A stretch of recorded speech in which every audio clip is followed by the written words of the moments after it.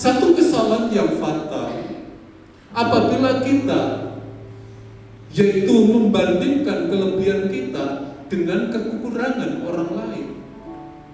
Waktu kita membandingkan itu, ya coba aja.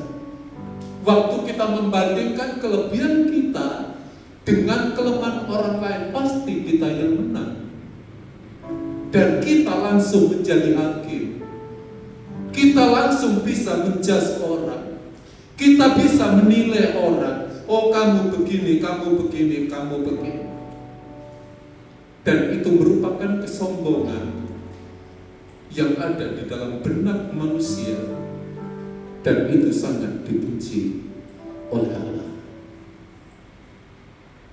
Tetapi ada pula yang yaitu membandingkan kelemahan kita, kekurangan kita dengan kelebihan orang lain. Kemudian kita mengatakan, kenapa saya tidak seperti si A? Kenapa saya tidak seperti si B? Kenapa aku dilahirkan dari keluarga seperti ini? Kenapa papaku seperti ini? Kenapa mamaku seperti ini? Kenapa aku dilahirkan di kota ini? Dari suku ini dan sebagainya. Dan sebagainya. Kalau kita melakukan itu, maka sama saja kita menyalahkan Tuhan yang menciptakan kita. Karena kita ada di dalam dunia ini, lewat apapun yang terjadi, kita percaya bahwa Tuhan sedang merendam kita, sedang merencanakan kehidupan kita. Itu yang terbaik untuk kita. Saudaraku yang dikasihi oleh Tuhan, temukan, kenali diri kita. Dan kita tidak mungkin bisa mengenali diri kita kalau kita tidak mengenal siapa Tuhan kita. Saat kita mengenal siapa Tuhan kita, pasti kita mengenal siapa diri kita. Dan setelah kita mengenal diri kita, pasti kita mengenal orang lain. Sehingga kehidupan kita ini, kehidupan yang penuh warna, kehidupan yang tidak diombang-ambingkan oleh keadaan, kehidupan kita tidak menilai orang lain dengan negatif, tetapi kita tahu kita ada untuk melengkapi rencana Allah di muka bumi ini, untuk membawa jiwa-jiwa untuk mengenal Tuhan. Bapak Ibu yang dikasihi oleh Tuhan, untuk membangun sesuatu yang baik itu dibutuhkan, itu Bu Yuni lebih tahu itu daripada saya. Gimana sih cara membangun jalan, membangun rumah, itu Bapak Ibu yang dikasihi oleh Tuhan. Mungkin itu kelebihannya Bu Yuni. Tapi saya tanya Bu Yuni, membangun sama meruntuhkan itu cepat mana? Kira-kira cepat mana? Waktu membangun rumah atau meruntuhkan rumah, menghancurkan rumah itu lebih cepat mana itu? Loh kenapa? Ya kan dari yang tidak ada, Freddy, Renaldi, dari yang tidak ada kemudian dibangun menjadi ada. Kemudian dari yang tidak ada dihancurkan menjadi tidak ada. Kan sama. Bapak Ibu yang dikasihi oleh Tuhan, untuk membangun sesuatu, ada filosofi orang Tionghoa mengatakan begini, kalau ayam itu belum bertelur, biasanya tidak ada yang ngakui. Oh ini mantuku ya, mantu apa gitu, karena belum bertelur. Anakku ini, oh ini karena belum bertelur. Biasanya apa yang dilakukan? Oh bukan itu bukan. Ya biasanya pegang ayamnya disembelih. Tapi kalau sudah bertelur, tetangga-tetangga, wah itu ayam saya, ngaku semua. Oh kenalan saya. Bapak Ibu yang dikasihi oleh Tuhan, kita ingat ada saat-saat itu terjadi, tetapi percayalah rencana Tuhan tidak pernah gagal. Saatnya nanti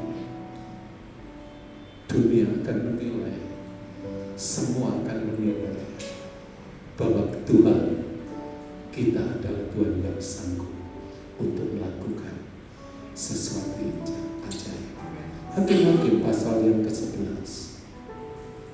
Kita buka dalam ayat yang pertama sampai ayat yang ke-11.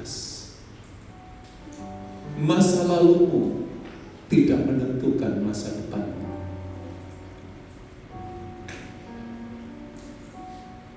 Hakim-Hakim pasal yang ke-11. Kita tahu bahwa hakim-hakim ini setelah yaitu Musa meninggal, Yosua meninggal, kemudian Tuhan mengangkat para hakim. Para hakim-hakim ini yang dipilih oleh Allah untuk membawa orang Israel tetap berpegang pada janji Tuhan, tetap berpegang pada Taurat Tuhan. Tapi banyak sekali hakim-hakim menurut, karena ini lagi kami selidiki kembali. Saya Wahyu sudah selesai, ini perjanjian lama, karena saya itu membaca itu dari perjanjian lama sama perjanjian baru. Dan saya bersyukur kesempatan-kesempatan yang diberikan kepada kami. Ada sesuatu terus yang baru. Bapak Ibu yang dikasih oleh Tuhan, saya itu kadang-kadang bingung. Abraham itu dari mana sih asalnya? Dari Ur Kasdim atau Aram. Tapi pernah membaca Alkitab enggak? Bahwa Aram itu musuh Israel, yang notabene keturunan Abraham. Musa waktu pergi dari Mesir, pergi kemana itu? Pergi kemana Pak Reno? Tempatnya Yitro, Gunung Sinai. Ketemu Tuhan. Midian. Tapi di Midian juga mereka bertempur dengan Israel. Ya mungkin Bapak Ibu coba kita selidiki lagi. Akhirnya itu kan muter-muter dari satu keturunan ke keturunan. Dan ini kita akan baca dalam Hakim-Hakim pasal yang ke-11. Saya akan membaca yang pertama, Bapak Ibu membaca ayat yang kedua. Adapun Yefta orang Gilead itu adalah seorang pahlawan yang gagah perkasa, tetapi ia apa? Anak seorang perempuan Sunda. Ayah Yefta ialah Gilead. Silakan yang kedua.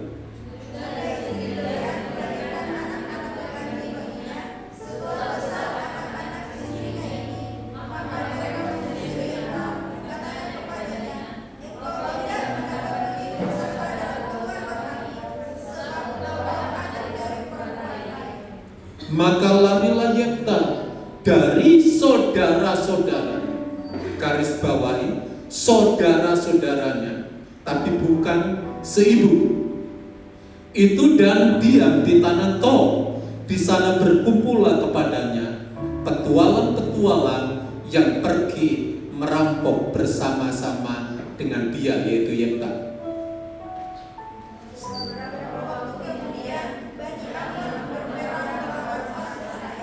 Dan ketika Bani Amon itu berperang melawan orang Israel, pergilah para tua-tua Gilead menjemput Yefta dari tanah Tob.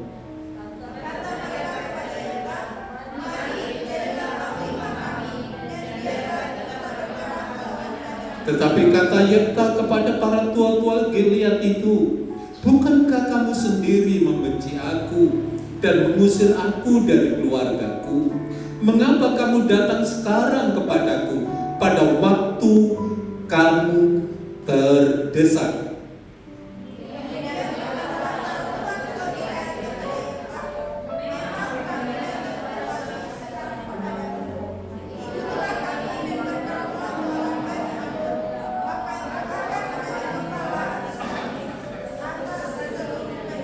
Kata Yefta kepada para tua-tua Gilead, "Jadi, jika kamu membawa aku kembali untuk berperang melawan Bani Ammon, dan Tuhan menyerahkan mereka kepadaku, maka akulah yang akan menjadi kepala atas kamu."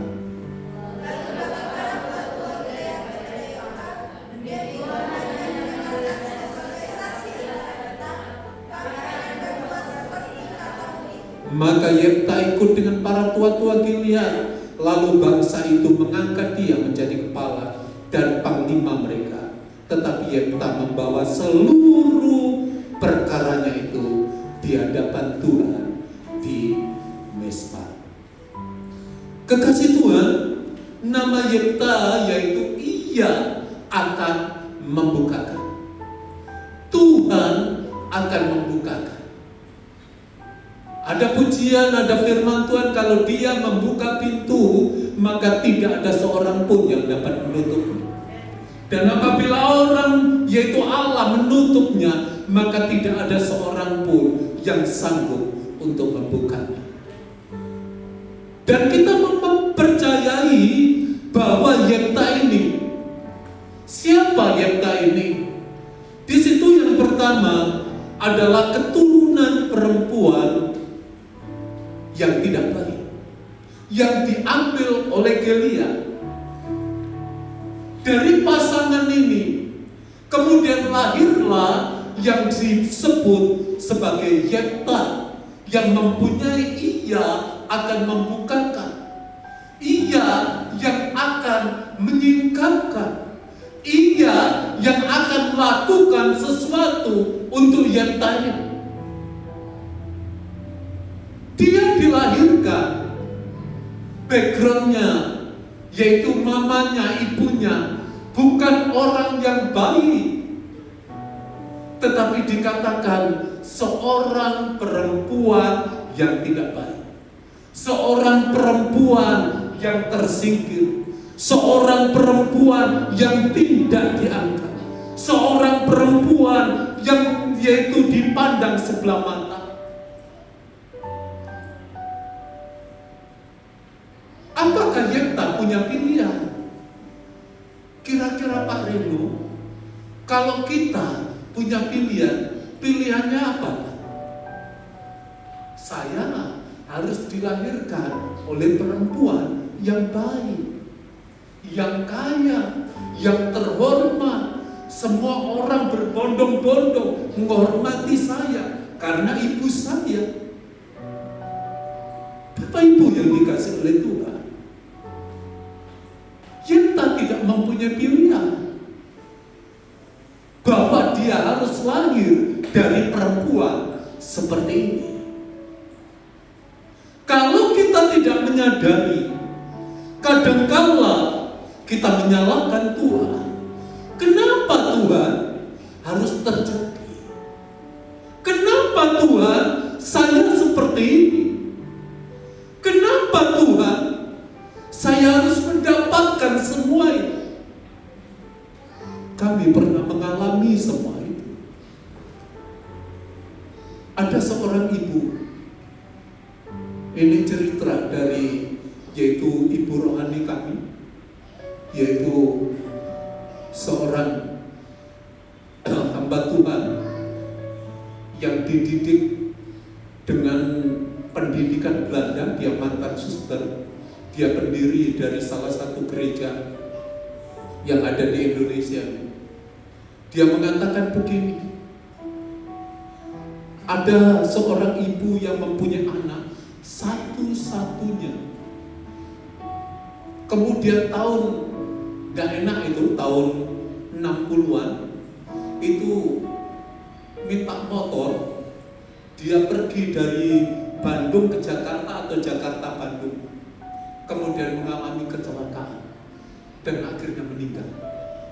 Dan pada waktu meninggal, si ibu ini, si tante ini menangis sedemikian rupa. Dia orang Kristen, dia orang percaya. Kemudian dia mengatakan, Tuhan, kenapa Engkau memperlakukan aku seperti ini? Kenapa Tuhan? Dan sering kali itu terjadi. Walaupun itu misteri sampai tante ini dipanggil oleh Tuhan, dia tidak tahu jawabannya. Memang kehidupan kita penuh dengan misteri. Kalau semua kita tahu, Renaldi dari sekolah teologi, walaupun dipelajari bertahun-tahun, sampai S1, sampai S3, sampai S-teler pun, banyak hal yang tersembunyi Alkitab ini, firman Tuhan ini. Teolog-teolog modern, teolog-teolog sampai Stephen Tong mempelajari, tidak ada yang sampai terbuka semuanya.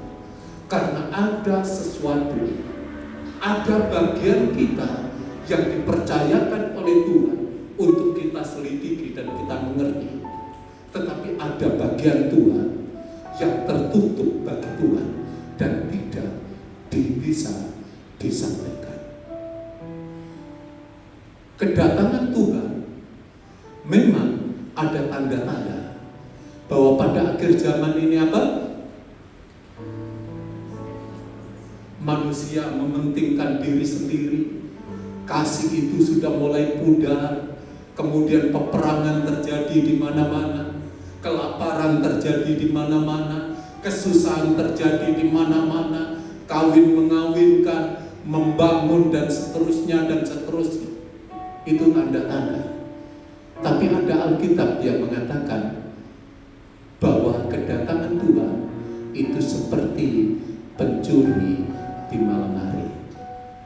Saya ingat tahun 83 dihebohkan Tuhan Yesus mau datang. Pengangkatan, pengajaran di mana-mana. Mungkin Bapak Ibu ada yang pernah dengar. Itu tahun 83. Ya, Pak Erwin, Pak Eno pernah dengar itu Pak. Tahun 83. Kemudian tahun 999 bulan 9 tanggal 9 jam 9. Betul kan? Itu juga gempa. Sampai pendeta-pendeta besar itu mungkin tahun 90 berapa gitu. Itu juga sampai saya ada bukunya itu, diktatnya soal pengangkatan. Dan akhirnya tahu itu belum. Tetapi kalau kita melihat tanda-tanda bahwa kita ini ada dalam masa penuaian, karena banyak orang yang susah. Justru di tengah-tengah pandemi ini, apakah kita harus takut mengurung diri, kemudian menutup mulut kita dengan masker, dan kita tidak menceritakan siapa Yesus yang sebenarnya? Di tengah-tengah orang-orang yang sulit, justru kita akan menceritakan siapa Yesus yang sebenarnya. Beberapa waktu yang lalu Tuhan izinkan kami harus melayani, dan memang pelayanan penggembalaan bukan cuma khotbah aja. Khotbah itu gampang, Renaldi ya, gampang bisa diajari, mengerti, semua orang bisa. Pak Erwin ya, ada bukunya kemarin itu ensiklopedia ya, ada ensiklopedi itu 2 buku besar-besar itu Pak. Saya juga punya ya, waktu cerita itu, sehingga kita bukan ngawur gitu. Itu memang sejarahnya apa, itu apa, tuh ini artinya apa dan sebagainya, interliner dan sebagainya dalam bahasa Ibrani dan Yunani. Semua itu harus disingkatkan sehingga kita tidak sembarangan. Bapak Ibu yang dikasih oleh Tuhan, kemudian dalam satu keluarga ini terjadi percekcokan. Karena apa? Ya, perekonomian. Tidak menyadari satu dengan yang lain, menuntut satu dengan yang lain, sampai suaminya itu mau ditusuk dengan pisau, dan itu sudah kena. Kemudian kira-kira larinya kemana si bapak ini? Langsung diusir dari rumah, pergi dari rumah. Bapak Ibu, dan akhirnya datang ke rumah. Saya tahu orang yang lusuh gini, kemudian dia sambil nangis, oh ini belum makan, ayo makan dulu Pak. Dan ngobrol, cerita, kemudian mendoakan sampai setengah 12 malam. Dan itu berapa hari? Sampai pertama dia pulang, ditutup, dikunci rumahnya, dia harus tidur di mobil. Kemudian akhirnya berani pulang itu tengah malam, setengah 12 gitu. Bapak Ibu yang dikasih oleh Tuhan, kita harus membuka tangan kita untuk melakukan sesuatu. Soal pembalasan untung rugi pelayanan bukan menilai untung rugi, tetapi pelayanan adalah pengabdian. Pelayanan bukan cuma sekedar profesi, tetapi pelayanan adalah pengorbanan. Bapak Ibu yang dikasih oleh Tuhan, justru di tengah-tengah situasi yang demikian, saya kadang-kala, maaf kata, anak-anak saya sangat mengasihi kami.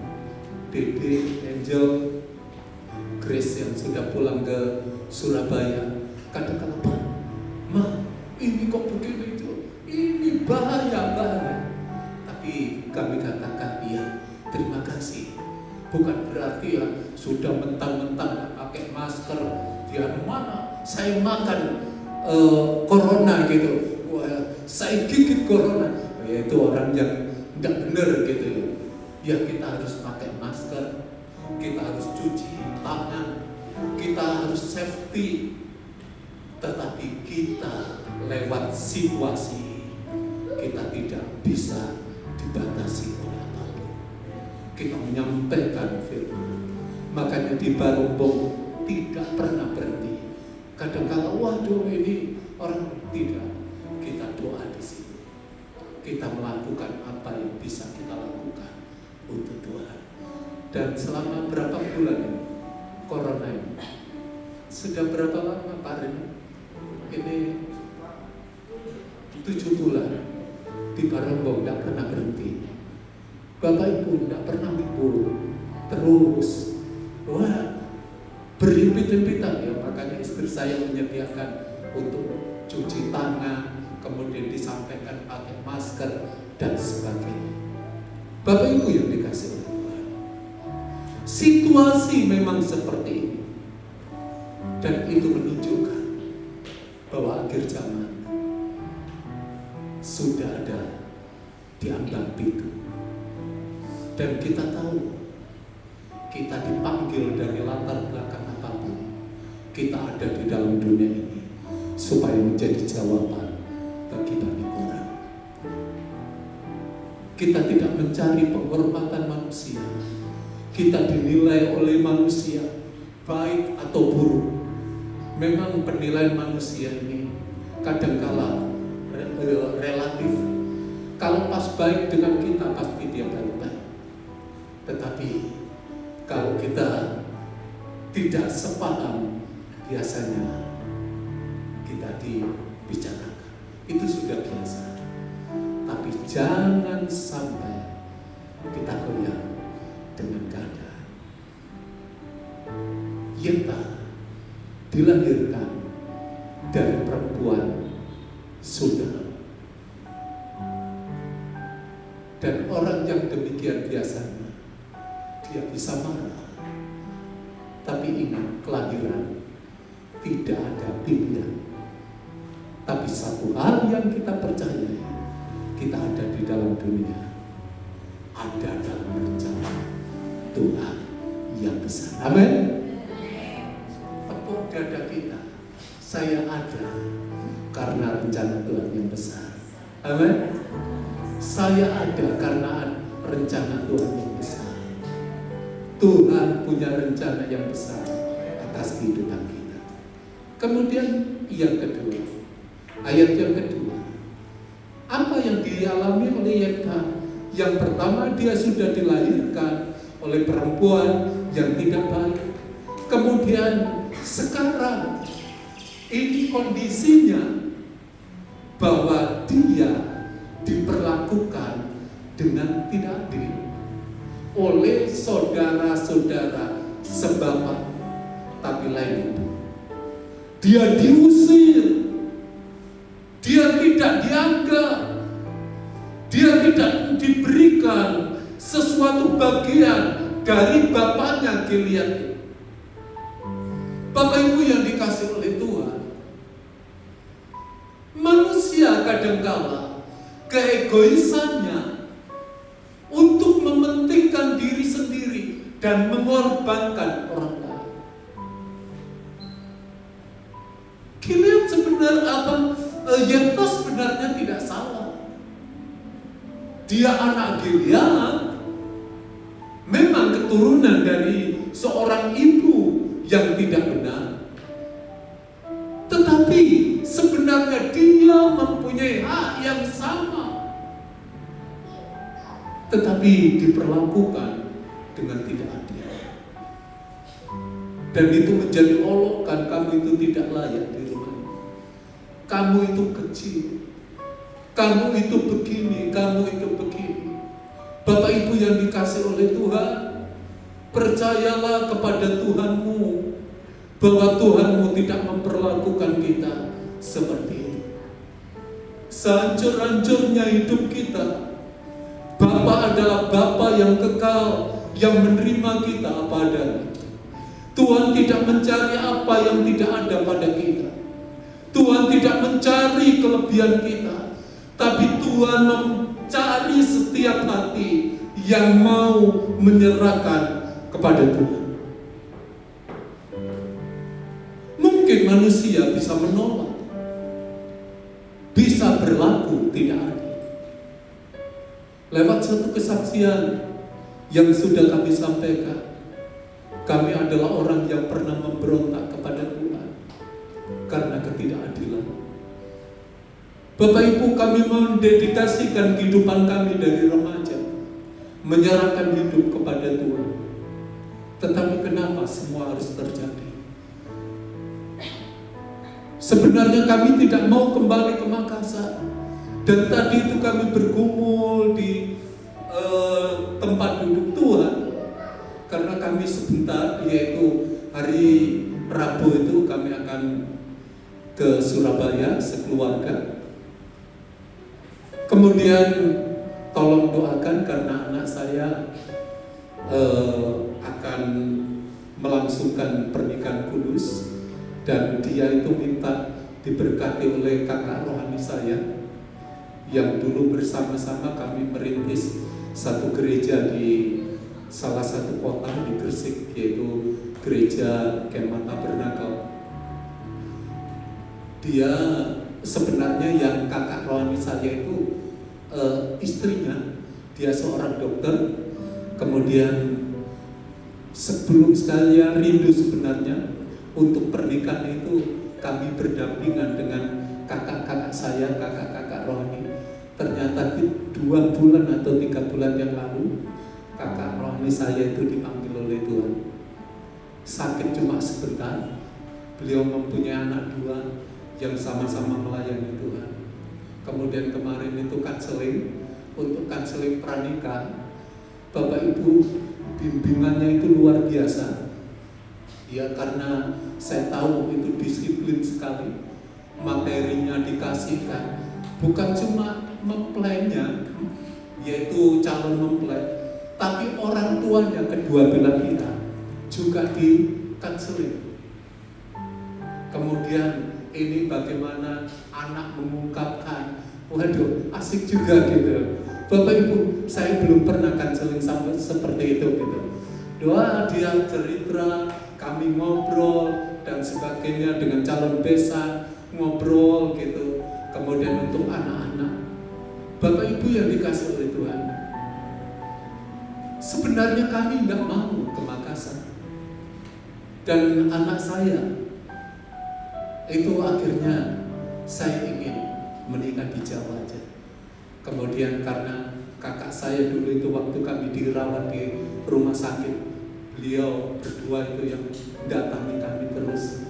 Kemudian dia minta yaitu kakak rohani saya, untuk memberkati nikah. Bapak Ibu, kami sampaikan ya, silakan kamu diberkati di sana, dibimbing dalam konseling, karena setelah menikah harus berangkat ke Jakarta. Bapak Ibu yang dikasih oleh Tuhan. Jadi kita tahu bahwa saat orang itu merasa diperlakukan dengan tidak adil, biasanya ia marah. Dan itu juga dialami oleh Yefta. Apa yang dilakukan oleh Yefta? Ayat yang ketiga, bagian yang ketiga.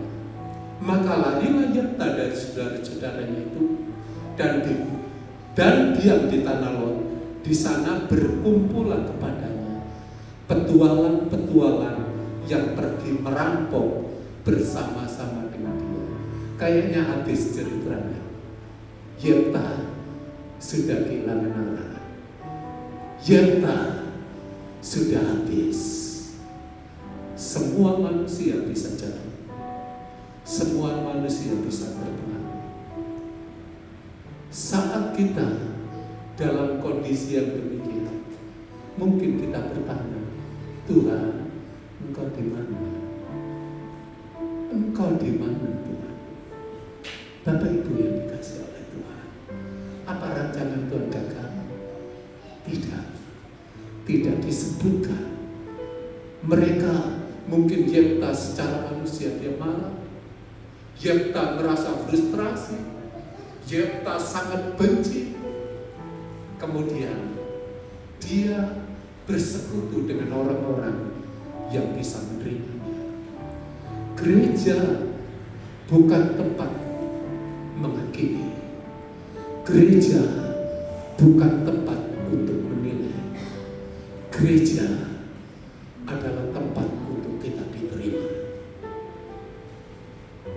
Tidak ada orang yang terlalu suci, terlalu kudus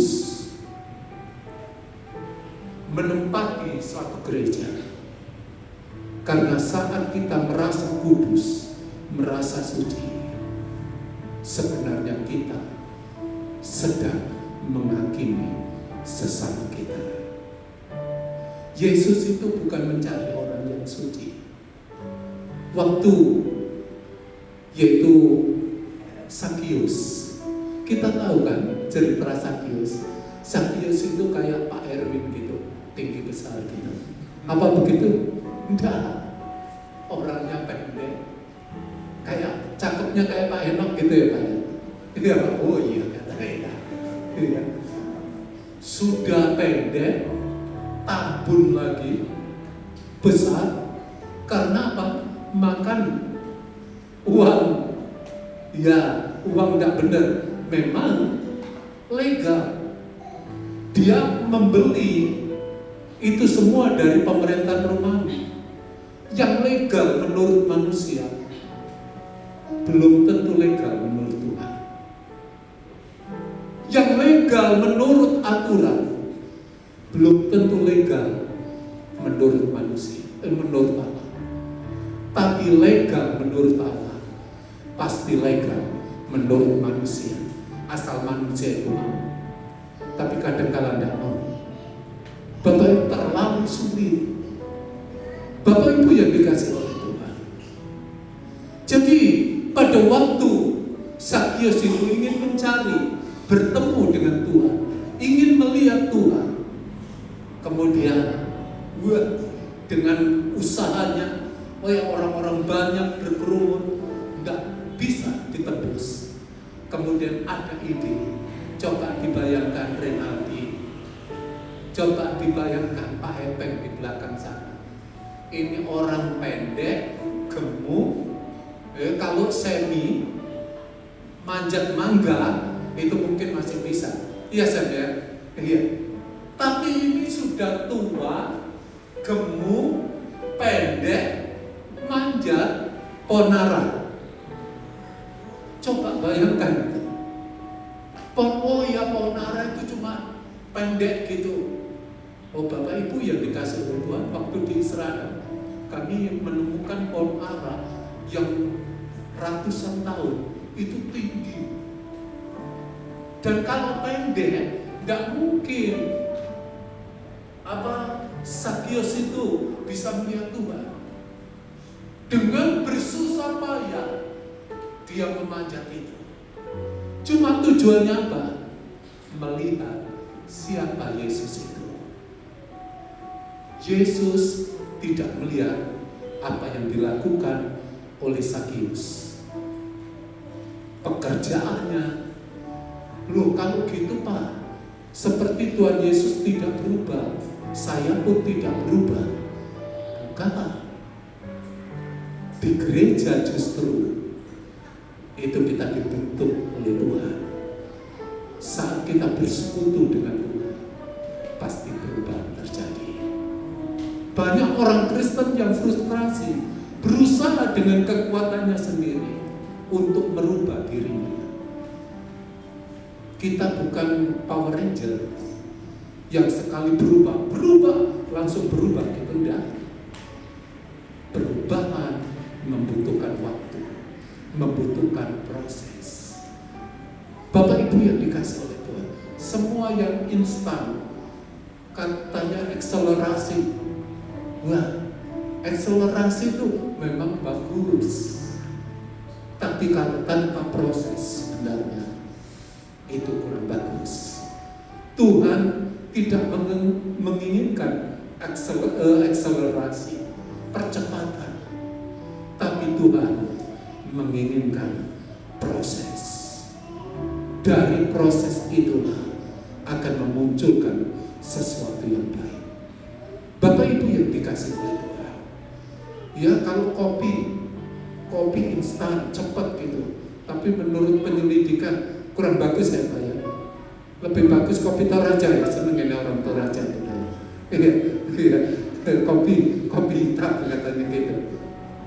Bapak Ibu yang dikasih oleh Tuhan, jadi prosesnya itu yang dikehendaki oleh Tuhan, dan hasil akhirnya itu akan menentukan ini karbitan atau masa pohon.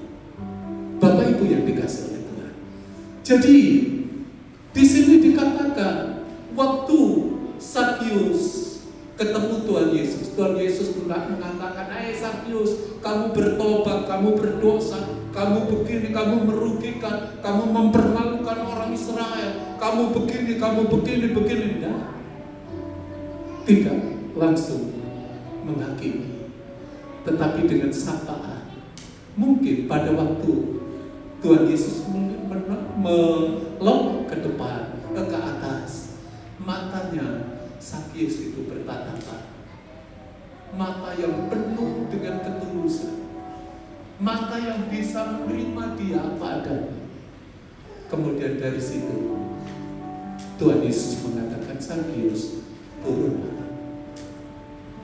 Waktu turun, wah, mungkin gemetaran. Kemudian dia mengatakan begini, aku mau singgah di rumah.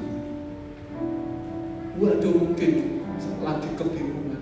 Padahal orang Farisi itu menolak saya, mengolok-olok saya. Kamu itu orang jahat, kamu itu orang berdosa. Tapi ini Yesus kok menerima aku seperti ini. Kemudian dikatakan, aku akan makan di rumahmu. Waduh, ini mau makan di rumahnya, berarti dia diterima oleh Tuhan, mau bersama-sama. Apakah Sakius tetap jadi pemungut juga? Saat itu masih tetap. Tetapi pada waktu orang Farisi mengatakan, lihat Yesus makan bersama dengan orang-orang berdosa. Kemudian dia bangkit berdiri. Dia tidak mengatakan, menerima ucapan dari Tuhan Yesus, kamu harus berubah kepada. Dia saat mendengar orang mengolok-olok itu, kemudian dia berbicara kepada Tuhan Yesus, separuh dari kekayaanku aku akan berikan kepada orang miskin.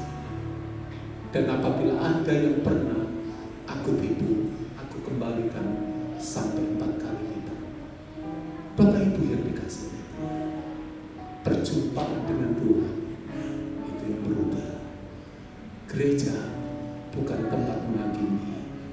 gereja, tempat kita berkumpul bersama-sama, melengkapi satu dengan yang lain.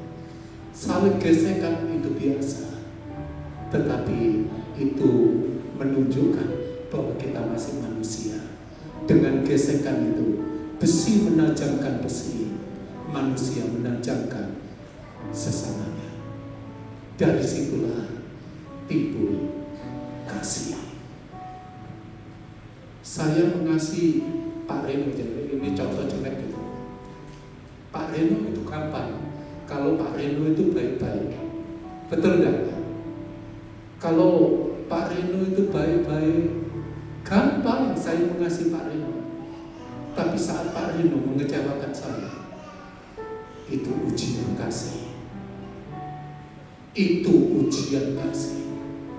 Saat kita diperlakukan orang dengan tidak baik, apakah kita menjadi orang yang tidak baik atau tetap baik? Orang Makassar mengatakan begini, kalau kamu baik, aku yang baik. Tetapi kalau kamu jahat, aku lebih jahat.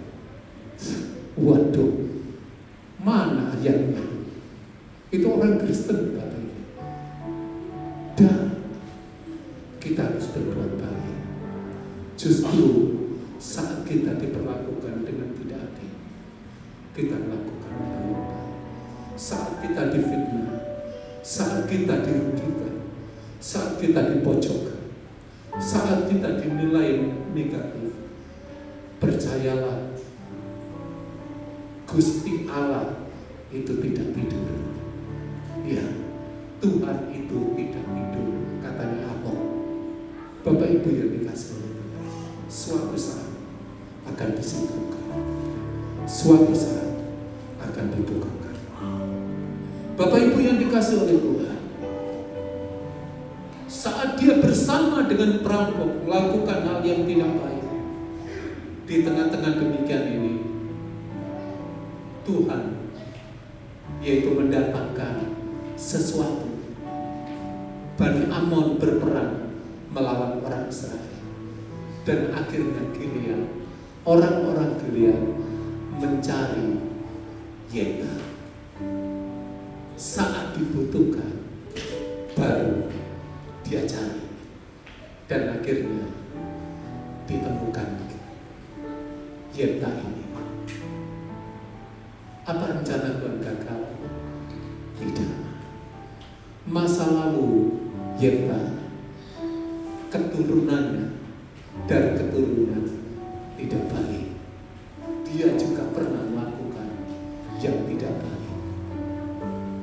Tetapi kita tahu masa depan kita tidak ditentukan oleh masa lalu kita. Saat kita menyadari kita membutuhkan Tuhan, yang mengangkat itu adalah Tuhan sendiri. Dalam ayat yang ke-11, semua itu, semua perkaranya dibawa oleh Yefta di hadapan Tuhan. Dan kalau kita baca selanjutnya, Yefta mengalami kemenangan. Bapak Ibu yang dikasihi oleh Tuhan, masa lalu kita tidak mempengaruhi masa depan kita. Mungkin saat ini kita belum tahu, tapi saatnya nanti kita akan melihat rencana Tuhan tidak pernah gagal. Dia akan melakukan sesuatu yang ajaib. Anak-anak muda, mungkin engkau saat ini belum tahu apa yang harus kamu lakukan, tapi kami akan melihat anak-anak muda yang dipakai oleh Tuhan di bidangnya, sehingga banyak orang yang tercengang, orang yang demikian, dulu yang begini mungkin tidak diangkat, mungkin direndahkan, tapi masa depan kita ditentukan oleh tangan Tuhan yang kuat, dan Dia yang akan membawa kita dalam rencana Allah. Jangan sakit hati kalau kita dikecilkan. Jangan sakit hati kalau kita dijudge orang sedemikian rupa. Percayalah bahwa engkau di hadapan Tuhan mulia. Amin. Tuhan memberkati. Mari kita bangkit berdiri. Ku tetap cinta.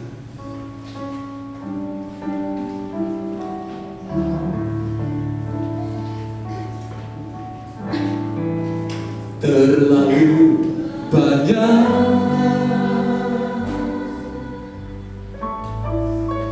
yang Tuhan telah beri, takkan mungkin ku balas dari apa yang ku miliki.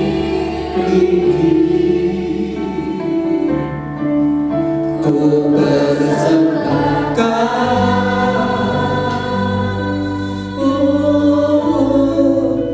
seluruh hidupku, dan ku tetap cinta, biar ku tetap sayang untuk selama-lamanya. Ku tetap cinta, ku tetap cinta, aman. Ku tetap cinta, walau badai datang menerpa, ku tetap cinta. Katakan ku tetap setia, ku tetap setia.